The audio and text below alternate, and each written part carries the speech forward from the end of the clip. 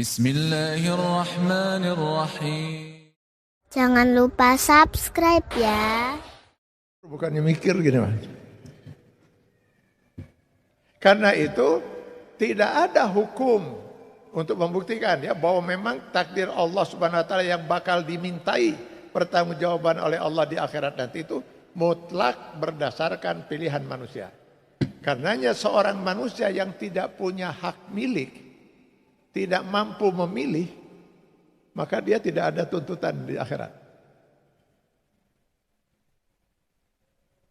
Saya ambil misalnya hadis Rasulullah SAW. Dalam sebuah hadis Rasulullah mengatakan rufi'an ummati, diangkat dari umatku, rufi'al qalam, bukan rufi'al qalam an salasin, diangkat kalam. Kalam itu pena ya. Jadi karena biasanya kita kalau menulis, sekarang Bapak Ibu sedang menulis itu pakai pena kan? Nah sekarang pena itu diangkat, berarti sesuatu ditulis tidak? Tidak. Jadi diibaratkan malaikat itu yang tugasnya menulis, Raqib dan Atid menulis amal perbuatan kita, oleh Allah dilarang menulis. Jangan tulis, angkat pena itu. Artinya perbuatan itu tidak berdosa di mata Allah. Karena malaikat pun tidak menulisnya. Ada 3. Anin naimi hatta yastaiqiza. Orang yang tidur sampai dia bangun. Jadi apa yang dilakukan oleh seseorang pada saat dia sedang tidur berdosa tidak? Kalau itu pelanggaran terhadap aturan Allah, berdosa tidak? Tidak. Orang dia nggak punya pilihan. Ibu ketika sedang tidur itu bisa milih nggak? Nggak kan? Maka kata Rasulullah diangkat pena, tidak akan dipakai menulis. Berarti perbuatan yang kita langgar dari aturan Allah saat sedang tidur itu tidak termasuk dosa. Katakan lagi nih, saya ambil contoh.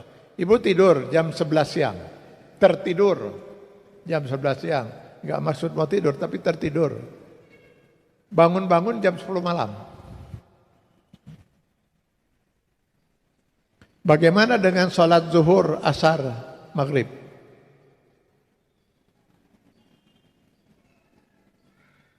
Ibu akan laksanakan itu? Dilaksanakan ya? Kapan? Saat bangun. Ada nggak aturan melaksanakan sholat zuhur, asar di waktu isya? Hah? Ada tidak ada? Tidak ada.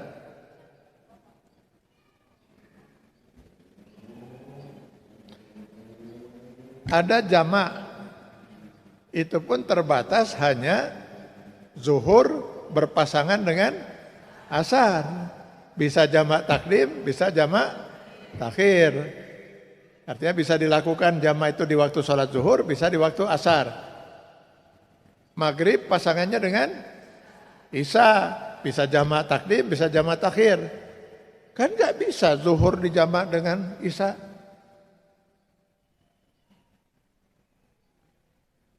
Apalagi subuh nggak ada temannya untuk dijamak itu. Subuh dijamak dengan isya kumaha. Berarti yang kita tinggalkan pada saat sedang tidur tidak berdosa. Tidak ada kodok dalam sholat. Aisyah radhiyallahu anha. Ibu kenal kan Aisyah ya? Istri Rasulullah SAW. Ya tahu kan, tahu ya. Aisyah. Aisyah pernah mengatakan, nahnu nu'maru bi qada'is shaumi wala nu'maru bi qada'is shalat. Kami diperintahkan oleh Rasul untuk mengqada saum. Tidak pernah diperintahkan untuk mengqada salat. Ibu pernah enggak berhalangan dalam 1 bulan? Berhalangan sekian hari kan? Pada waktu mengalami masa haid. Setelah ibu bersuci, apakah yang tertinggal selama haid itu harus diqada? Kan tidak. Nifas itu bisa 40 hari. Apa harus dikodok yang 40 hari itu? Kan tidak. Tapi yang saum harus dikodok.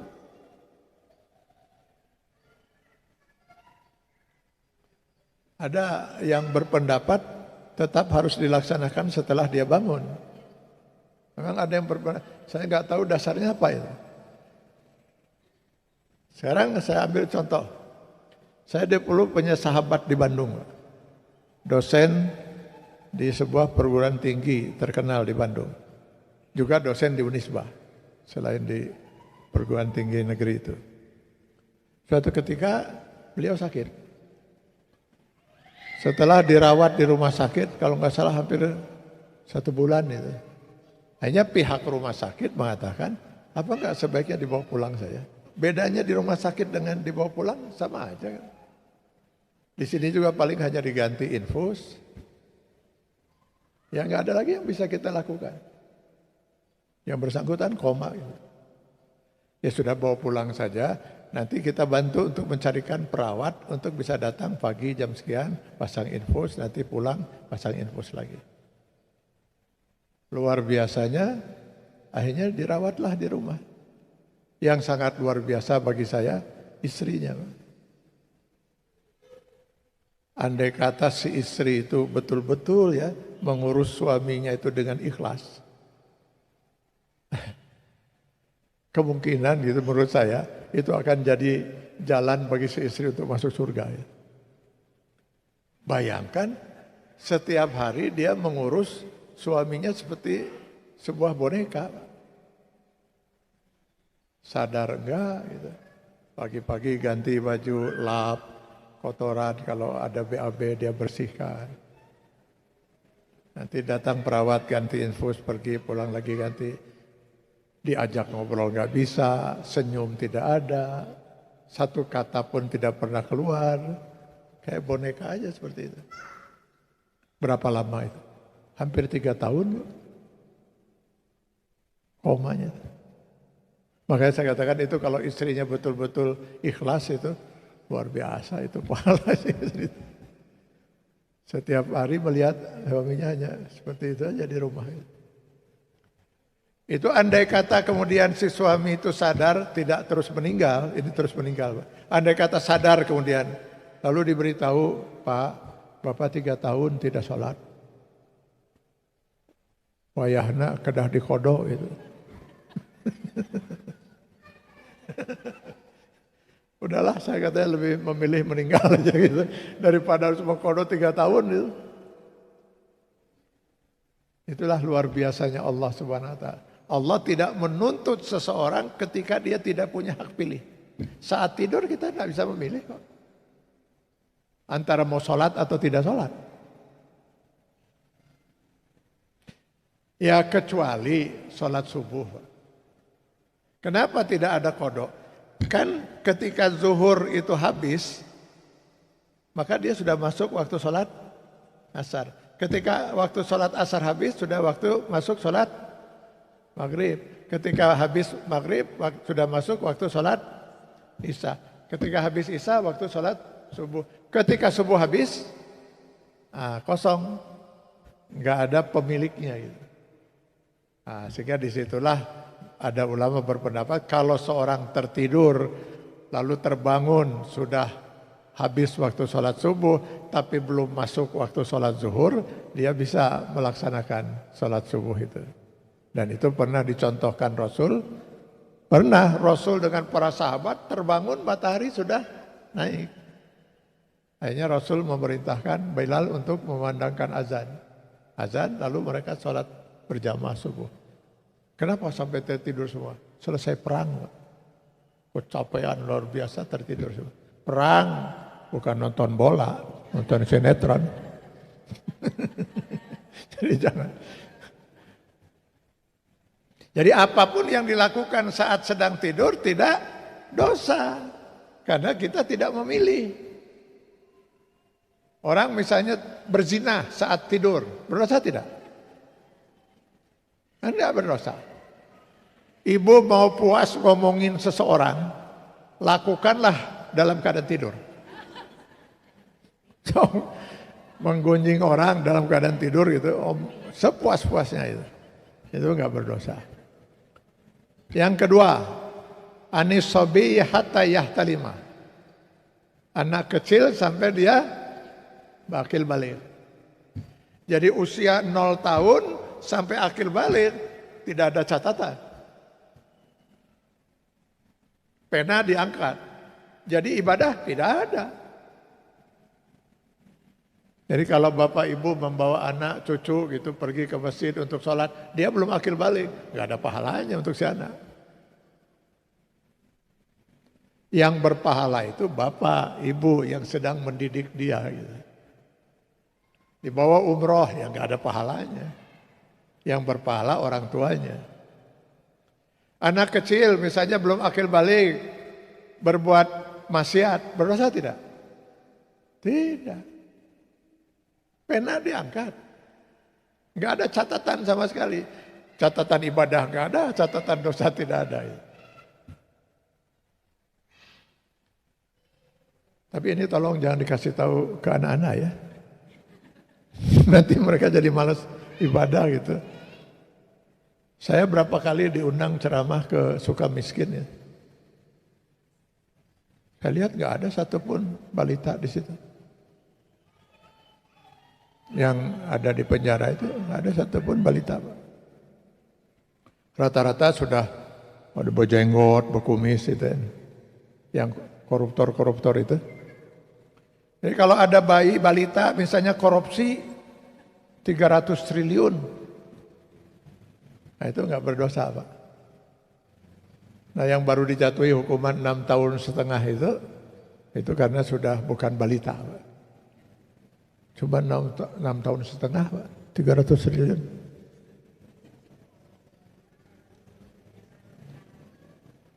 Atau misalnya ibu suatu hari melihat anak balita 2 orang, sepanjang hari kerjanya cuma ngomongin orang lain.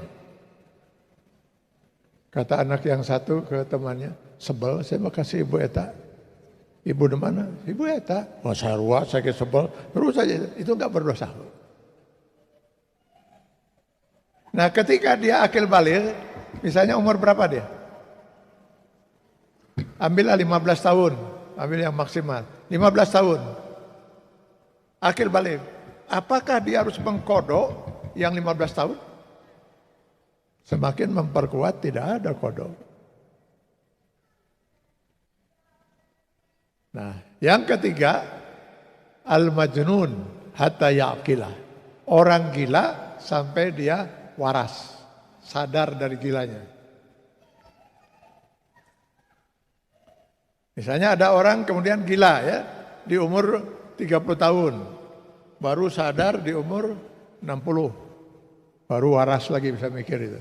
Gila selama 30 tahun. Begitu sadar di usia 60 tahun, lalu dikasih tahu, kamu sudah 30 tahun tidak sholat. Selama 30 tahun berarti sudah 30 kali bulan Ramadan tidak saum. Kamu harus mengkodok itu semua itu. Saya khawatir malah gila lagi dia. Mikirin mengkodok 30 tahun sholat, 30 bulan puasa itu. Sedang umurnya sudah 60 tahun itu. Jadi ini semakin memperkuat, sama saja yang tidur itu koma, orang koma bisa sampai berhari-hari, berminggu, berbulan. Ya. Jadi kenapa di sana tidak berlaku hukum Allah, tidak akan dimintai pertanggungjawaban oleh Allah? Karena akal tidak berfungsi untuk memilih. Semakin meyakinkan pada kita yang Allah akan tuntut di akhirat itu ketika kita punya hak pilih.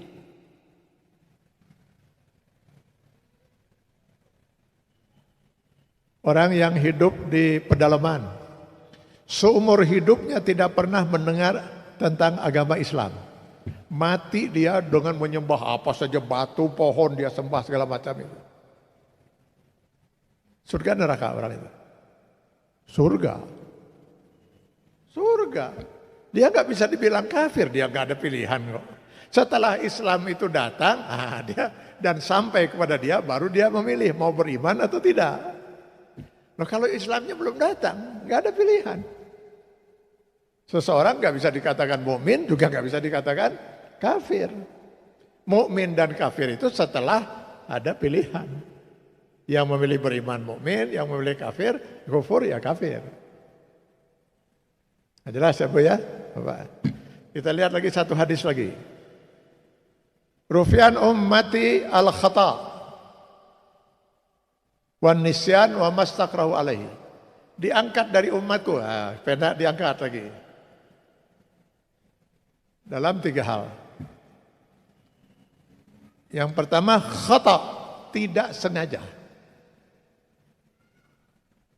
Jadi semua perbuatan pelanggaran terhadap aturan Allah yang dilakukan seseorang karena tidak sengaja bukan dosa. Karena dia tidak punya pilihan. Orang nggak sengaja kok.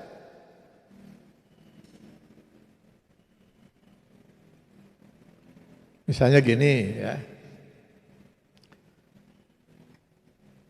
Ibu mengatakan pada suami, Mas atau Kang, seumur hidup saya belum pernah ketemu laki-laki segagah Akang. Akanglah laki-laki yang tergagah di dunia ini setelah Nabi Yusuf. Kata ibu kepada suami. Maksud ibu menyatakan itu ingin menyenangkan hati suami. Karena setahu ibu belum pernah ada seorang pun yang memuji suami ibu. Peperihan atau ibu memuji gitu. Di luar dugaan ibu, suami marah besar. Marah besar. Kenapa? Dia merasa itu ganteng-ganteng aja. Ini pasti istri sedang ngalelewe, menghina itu. Marah itu. Pertanyaan saya, ibu berdosa tidak? Tidak. Masa niat ibu ingin menyenangkan hati suami malah jadi dosa? Innamal amalu binniat. Kecuali ya, kalau besoknya oleh ibu diulang lagi pernyataan itu. Dan suami marah lagi. Nah, baru berdosa. Sudah jelaskan kemarin juga dia sakit hati dengan begitu. Kok kenapa dilakukan lagi? Nah, seperti ingin sengaja menyakiti kalau itu. Jadi tidak sengaja tidak berdosa. Makanya saya kalau ngisi acara ceramah halal bihalal itu di bulan Syawal itu, dengar pidato sambutan gitu ya. Sebelum ceramah kan suka ada sambutan-sambutan dari Pak Lurah, Pak Camat, dari gubernur apa dan sebagainya itu. Dalam sambutan itu dia mengatakan, atas nama pribadi dan keluarga saya memohon maaf baik kesalahan saya yang disengaja maupun yang tidak disengaja. Saya cuma tersenyum saja. Kemudian saya jelaskan nanti dalam ceramah itu. Yang namanya kesalahan itu mesti disengaja. Kalau tidak sengaja bukan salah itu. Bukan dosa. Bukan pilihan kok itu. Apalagi ada yang nambahnya lagi dengan begini. Baik yang terasa maupun yang tidak terasa. Nah, masa ada dosa itu rasa-rasa aja. Jauh dosa aja. Makanya ini mohon maaf, ini mungkin terlalu pribadi ya. Tapi saya nggak ada contoh lain. Saya kalau keluarga, istri, anak-anak saya di hari raya itu misalnya pada berdatangan, lalu mereka anak-anak sungkem kata istilahnya itu, lalu mengatakan, mohon maaf ayah. Saya tanya, apa kesalahan kamu? Ya nggak tahu ya, mungkin ada yang nggak sadar gitulah. Oh nggak usah minta maaf. Ngapain harus minta maaf? Itu bukan dosa kok. Apalagi tidak terasa gitu. Ngapain itu? Sudah kita makan-makan aja sudah. Nggak perlu minta maaf, orang nggak sengaja, nggak terasa lagi, nggak sadar. Gitu. Yang harus kita minta maaf itu, saya pernah berbuat ini, saya minta maaf. Gitu. Saya pernah melakukan itu, saya salah, saya minta maaf. Nah itu jelas. Yang kedua apa itu? Wanisyan, lupa.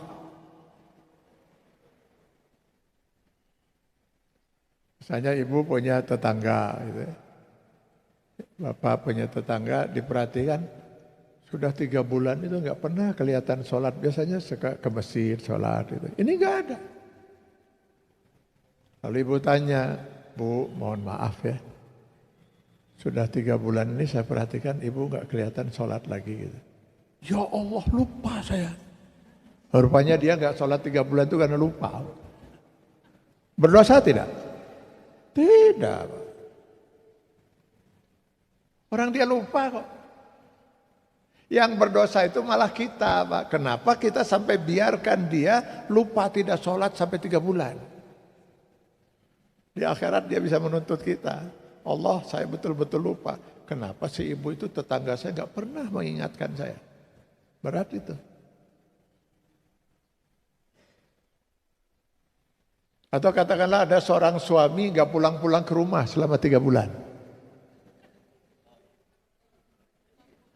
Jadi ketika ditanya pas pulang itu oleh istrinya, kemana aja Kang? 3 bulan hilang nggak ada beritanya. Ya Allah Bu, lupa saya. Saya malah ke yang, aduh, pantas suasananya agak lain saya rasakan itu. Lupa. Ya kalau ini terpaksa saya harus ke ibu-ibu nanyanya. Suami yang begini berdosa tidak?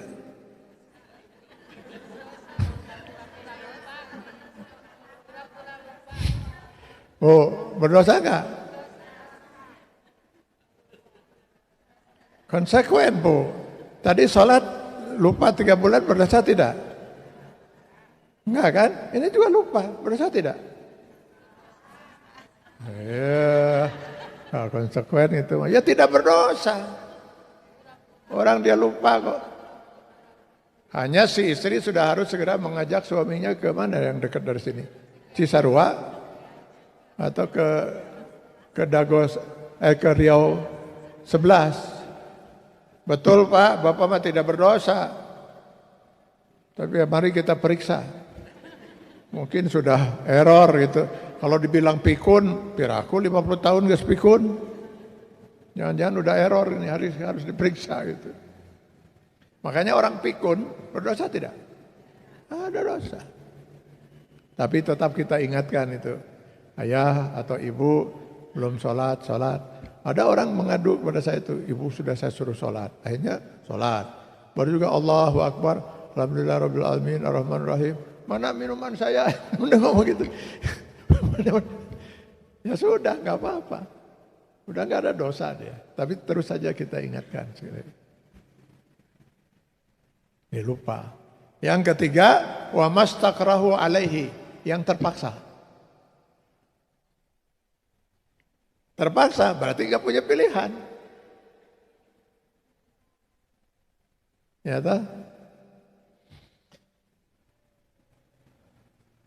Setelah Allah menjelaskan tentang apa saja yang diharamkan oleh kita untuk memakannya, lalu di Al-Baqarah 173 Allah menyatakan, "Famanidturra ghaira baghin wala 'adin fala isma alaih." Barang siapa yang terpaksa, ibu terpisah dari rombongan di tengah hutan. Akhirnya nyasar saja keliling-keliling di tengah hutan itu sampai berhari-hari. Terancam bisa mati karena kelaparan. Di hadapan ibu atau bapak hanya ada satu makanan. Bangkai daging babi milik orang lain. Berapa dosanya itu? 3, Pak. Bangkai haram, daging babi haram. Ini babinya juga milik orang lain. Jelas ada di kalungnya itu milik siapa itu. Tapi kalau ibu tidak makan, ibu mati. Boleh nggak memakan itu? Boleh. Saya milih mati. Jangan. Nyawa itu amanah Allah yang paling besar. Sehingga Allah mengizinkan kita melanggar semua aturan Allah. Bahkan kalau terpaksa mengatakan saya kafir, boleh. Kalau ada pihak yang mengancam kita bisa mati kalau kita mengaku mukmin misalnya. Dan itu pernah dilakukan Rasul kepada Bilal saat disiksa oleh majikannya hampir sampai